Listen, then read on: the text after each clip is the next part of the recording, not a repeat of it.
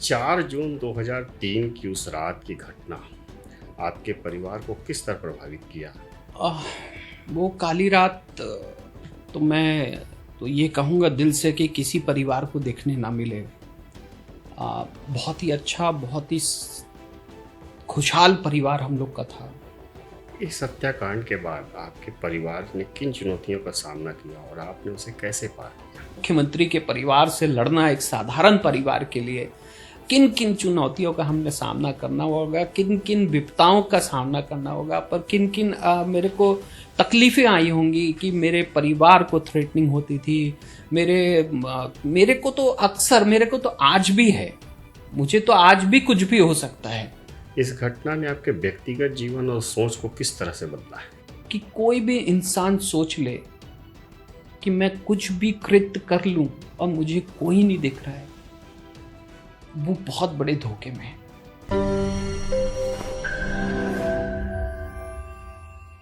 नमस्कार, the Sikandar show में आपका स्वागत है। भास्कर दूत की ओर से आयोजित इस कार्यक्रम में हम विभिन्न समाज के वर्गों से जुड़े लोगों से बातचीत करते हैं, विभिन्न पहलुओं बातचीत करते हैं।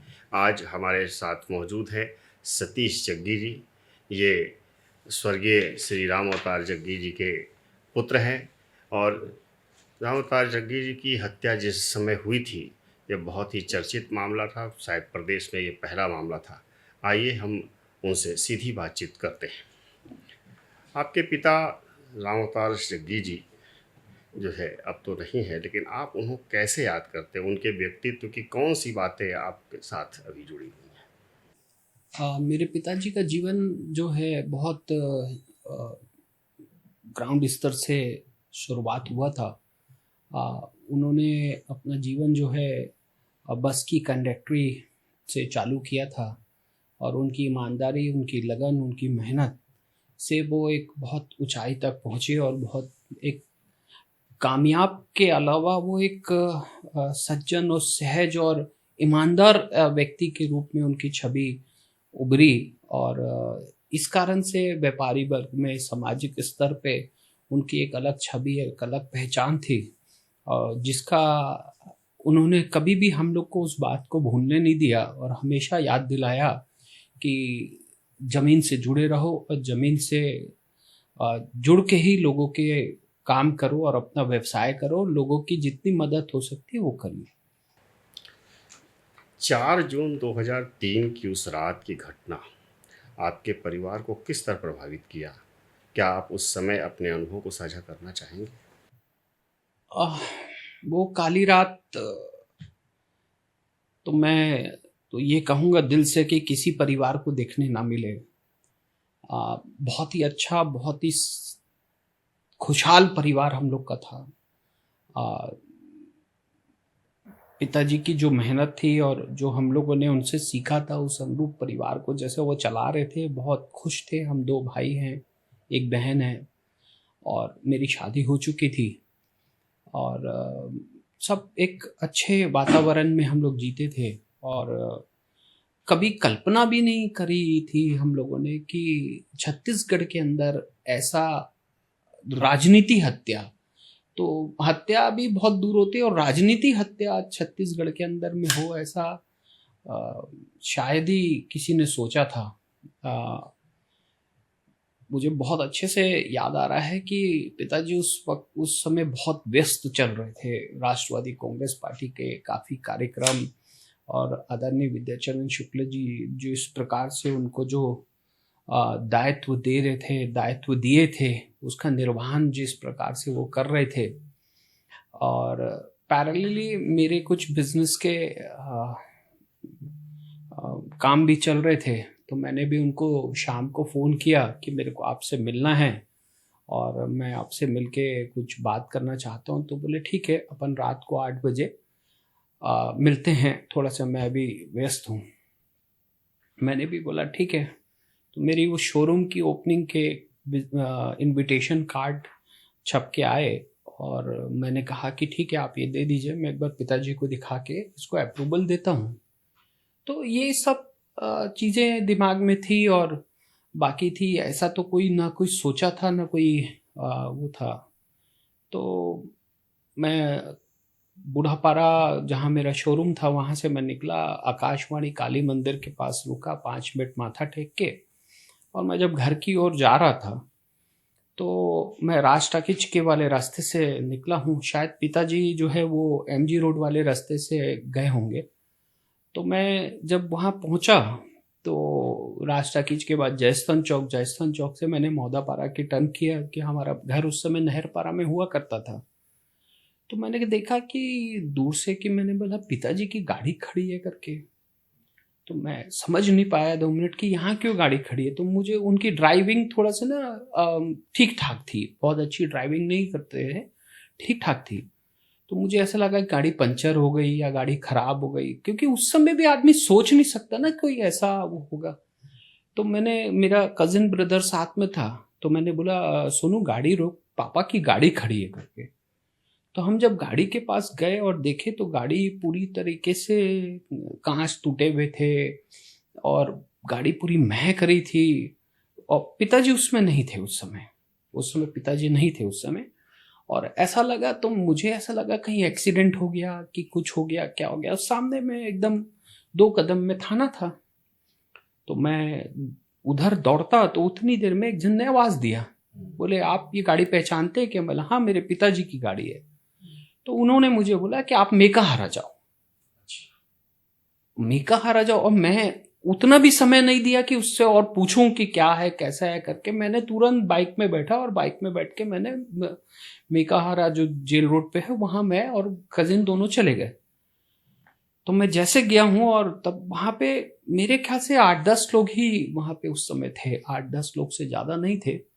और मैं जैसे गया हूं तो उस समय के एसपी मुकेश गुप्ता वहां से सामने से आ रहे थे और मेरे को उन्होंने बोला, ए लड़के तुम रामोतर जग्गी के बेटे हो? बोला हाँ। तो मैंने कहा बताइए क्या हुआ पापा को? तो उन्होंने मेरे को एक कमरे की तरफ इशारा किया। मैं जैसे उस कमरे की तरफ बढ़ा तो 3-4 डॉक्टर्स खड़े थे, 2-3 पुलिस वाले खड़े थे। उन्होंने, पापा स्ट्रेचर पे ऐसे लेटे हुए थे। तब तक मुझे ये नहीं पता था कि क्या हुआ है। तो मैंने एक डॉक्टर से पूछा तो बोले किसी ने गोली मार दी।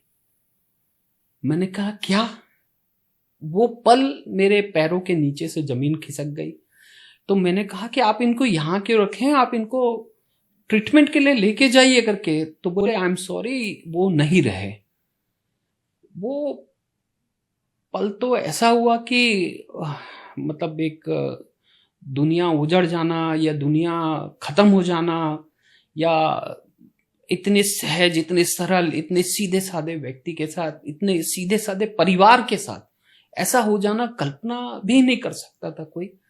तो वो जो था, मतलब दृश्य था और वो जो घटना थी, तो वो हमारे परिवार के लिए तो नहीं, मैं बोलूँगा किसी के भी परिवार के लिए ऐसी घटना जो है वो असहनीय घटना है। और ऐसा घटना किसी परिवार में ना घटे। आपके पिता का राजनीतिक और सामाजिक जीवन काफ़ी सक्रिय था, कारोबार में भी सक्रिय थे। घर और राजनीति के बीच संतुलन कैसे बना पाते थे? सतीश जग्गी ने 23 साल जो ये कानूनी लड़ाई लड़ी, उसका रीजन एक ही था। दुनिया के लिए मेरे पिताजी जब इतने सहज, इतने सरल, इतने हेल्पिंग नेचर थे, तो एक पुत्र के लिए कितना हो सकते। एक उम्र के बाद कहा जाता है कि पिता और पुत्र मित्र हो जाते हैं, और निश्चित तौर पे वो दौर ऐसा था कि हम दोनों बहुत अच्छे मित्र हो चुके थे। बहुत ही हंसमुख, बहुत ही सहज, बहुत ही हर चीज को उनको सिखाने का तरीका, हर चीज उनको बताने का तरीका, हर चीज। मेरे को याद नहीं है कि मेरे को स्कूल लाइफ में हमने बहुत सारी गलती करी, हमने कॉलेज लाइफ में गलती करी, या अपने जीवन में कभी उन्होंने एक शब्द बोला हो या एक शब्द, एक झापड़ मारा हो, मुझे याद नहीं है। परंतु वो अपने तरीके से सिखाते थे और हम ऐसा सीखते थे कि वो राह छोड़ के हम सीधी राह पे चलना चालू कर देते थे। तो उनको एक गॉड गिफ्ट था। उनकी पर्सनालिटी ऐसे थी कि जहां खड़े होते थे ना, तो 10 लोगों के बीच में दिखता था कि हाँ कोई खड़ा है करके। और इतने हेल्पिंग नेचर कि आज अगर मैं इस केस में कामयाब हुआ हूं तो वो हजारों लोगों की दुआ, वो हजारों लोगों का आशीर्वाद, मतलब कल से लेके आज तक मेरे को कम से कम 20,000 से ज्यादा मैसेज और फोन आ चुके हैं। और आज तारू भैया को सच्ची श्रद्धांजलि सतीश कोर्ट ने दी है, ये सबका कहना है। इस हत्याकांड के बाद आपके परिवार ने किन चुनौतियों का सामना किया और आपने उसे कैसे पार किया? ये जो जर्नी है मेरी 23 साल की, इसे आपके ब्रॉडकास्ट के 2 मिनट में बताना आसान नहीं है। इसमें तो पूरी किताब लिखी जा सकती है, इसमें तो पूरी एक क्या बोलते हैं मूवी बनाई जा सकती है। परंतु निश्चित तौर पे कि इतने बड़े परिवार से, इतने बड़े क्या, मुख्यमंत्री के परिवार से लड़ना एक साधारण परिवार के लिए किन किन चुनौतियों का हमने सामना करना होगा, किन किन विपदाओं का सामना करना होगा, पर किन किन मेरे को तकलीफें आई होंगी कि मेरे परिवार को थ्रेटनिंग होती थी। मेरे को तो अक्सर, मेरे को तो आज भी है, मुझे तो आज भी कुछ भी हो सकता है। परंतु मैंने बताया ना कि मैंने पिता के साथ अपने मित्र को खोया था। वो एक ऐसे व्यक्ति थे, तो वो जुनून मेरे सर पे था कि निर्दोष आदमी को आपने इतनी बेरहमी से बीच सड़क पे मार दिया और आप सोचेंगे कि आप बच जाएंगे, तो ये पॉसिबल नहीं होता है। ये कुदरत जो है ना कहीं रिवर्ट करती है। और मेरी माताजी आज किसी को बोल रही थी, मैं सुना कि ये जो हत्या है ना, ये हत्या एक इंसान की नहीं, गौ हत्या है। वो इतने सहज, इतने सरल व्यक्ति को मारना, गौ हत्या, तो हमारे अपने धर्मों में कितना बड़ा पाप माना जाता है इसको। तो ये उसी का कर्म है कि आज 23 साल बाद जग्गी परिवार को न्याय मिला और रामोतर जग्गी जी को श्रद्धांजलि मिली है। जांच और न्याय प्रक्रिया के दौरान क्या आपको लगा कि न्याय पाने में किसी प्रकार की कठिनाई आई, कोई अड़चने आती रहीं? बहुत सारी, एक दो नहीं, बहुत सारी आई। पर मेरा विश्वास, मेरा न्यायपालिका पे विश्वास, मेरा यकीन, और मैं जो सत्य की लड़ाई लड़ रहा था उससे सबको मिलाते हुए मुझे यकीन था कि मुझे एक ना एक दिन कामयाबी मिलेगी। मुझे कामयाबी तो आधी से ज्यादा मिल गई थी 2007 में, क्योंकि सीबीआई ने जो केस बनाया था जिसमें 32 अभियुक्त तो बनाए थे, उसमें से 2 सरकारी गवाह बने थे, 29 में से 28 को सजा हो गई थी। आप सीधा सीधा समझिएगा कि आप इतने बड़े पत्रकार हैं कि जो सीबीआई का केस है, सीबीआई की चार्जशीट है, सीबीआई के साक्ष्य हैं जो उन्होंने न्यायालय में प्रस्तुत किया, उसी में से तो सबको सजा हुई। तो सीबीआई कहां हारी? सीबीआई तो उसी दिन जीत चुकी थी।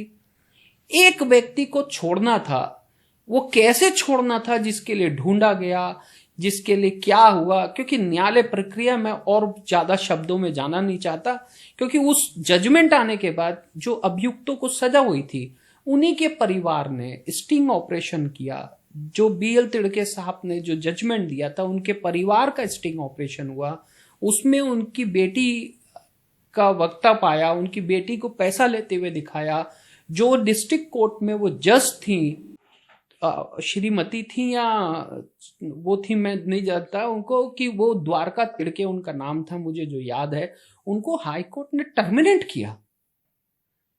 और उसके बाद केस होने के बाद, हत्या होने के बाद, पुलिस जिस प्रकार से फर्जी आरोपी बनाई, फर्जी केस बनाई, तो ये क्या वो भिंड मुरैना के लड़कों को बचाने के लिए था?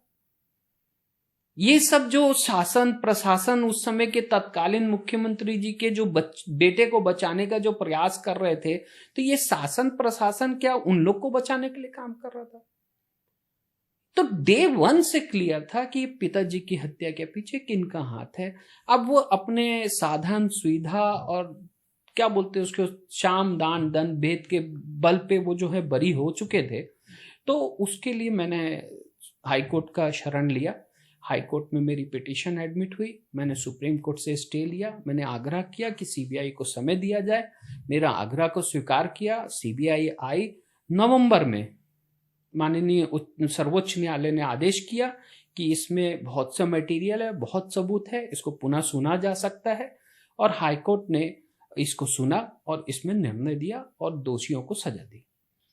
क्या आपको लगता है कि इस मामले में पूरी सच्चाई सामने आ गई है या अब भी कुछ अनुत्तरित सवाल है? नहीं, मेरे परिवार को न्याय मिल चुका है, मैं जिसके लिए न्यायालय का आभार व्यक्त करता हूँ। और मेरी लड़ाई जो थी, ये थी कि इस हत्या के पीछे में जो अभियुक्त थे, वो सब सलाखों के पीछे जाएं।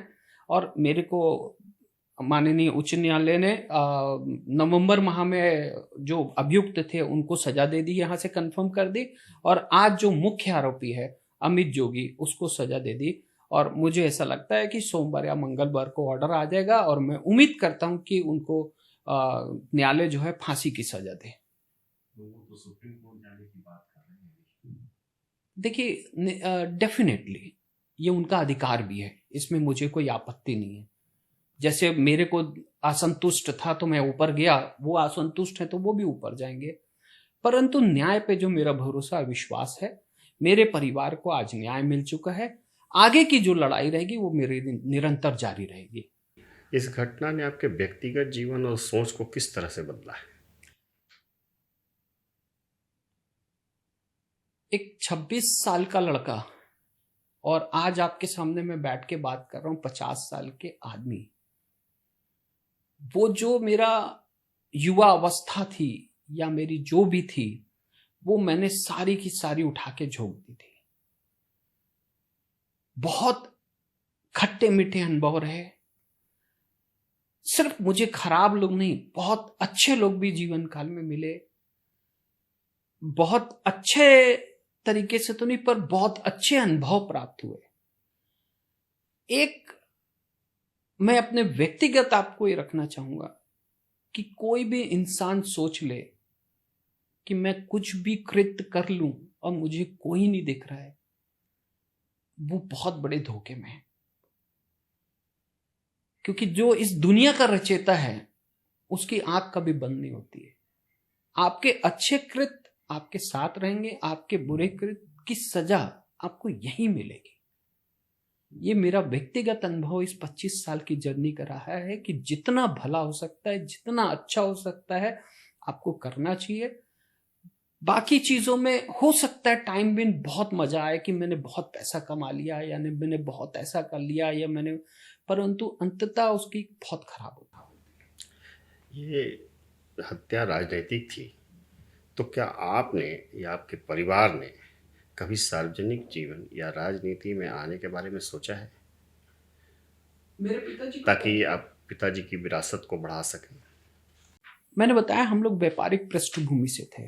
पिताजी ने कभी भी राजनीति पद नहीं लिया था, जबकि इतने बड़े विद्याचरण जी के वो संपर्क में थे, इतने विश्वसनीय थे वो, और सब चीज था। पहली बार पिताजी ने राष्ट्रवादी कांग्रेस पार्टी के कोषाध्यक्ष का पद उन्होंने संभाला। हम लोग का कभी भी ना इंटरेस्ट रहा ना कुछ रहा। पिताजी के बाद राष्ट्रवादी कांग्रेस पार्टी से मुझे दिल्ली से फोन आया और मुझे वहां बुलाया गया, और आदरणीय पवार साहब ने मुझे इतना स्नेह, इतना प्यार दिया और मेरे को कहा कि जो घटना घटी है इसके लिए थोड़ा सा तुमको राजनीति में रहना चाहिए, बाकी सब चीज़ों को भी। उनका अपना एक तरीका था, अपना समझाने का वो था। मुझे ऐसा लगा कि उनकी बातों में वो है, तो मैंने उनकी बात मान के राष्ट्रवादी कांग्रेस पार्टी ज्वाइन करी थी। परंतु ज़्यादातर समय मैं अपने परिवार को, अपने व्यापार को, अपने छोटे भाई बहनों को, ये सब को देने लगा। तो मैं बहुत ज़्यादा इंटरेस्ट तो नहीं लिया, परंतु ठीक है, संपर्क में मैं सबके रहा। छत्तीसगढ़ उच्च न्यायालय और निचली अदालत के जो फैसले आए, आप उसको किस नज़र से देखते हैं? क्या आपको इनसे संतोष मिला? मैंने कहा कि सीबीआई ने जो केस बनाया था, निचली अदालत ने जिसमें फैसला दिया, 28 को सजा दी। जो उन्होंने केस बनाया था तो कोर्ट ने तो उसको प्रूफ किया। मैंने उस दिन भी उसका स्वागत किया था। एक को जो छोड़ा था उससे मैं असंतुष्ट था, मैं ऊपर गया। आज ऊपर में उनको सजा हो गई। तो मुझे तो आज, मैं तो, मेरा परिवार और मैं इस फैसले का स्वागत करते हैं, अभिनंदन करते हैं, और मैं मानता हूं इस फैसले से मेरे पिताजी को सच्ची श्रद्धांजलि मिली। आज की बातचीत हम लोग यहीं समाप्त करते हैं, और आप भास्कर दूत के इस कार्यक्रम को हमेशा देखते रहें। इसके लिए लाइव सब्सक्राइब जरूर है। धन्यवाद।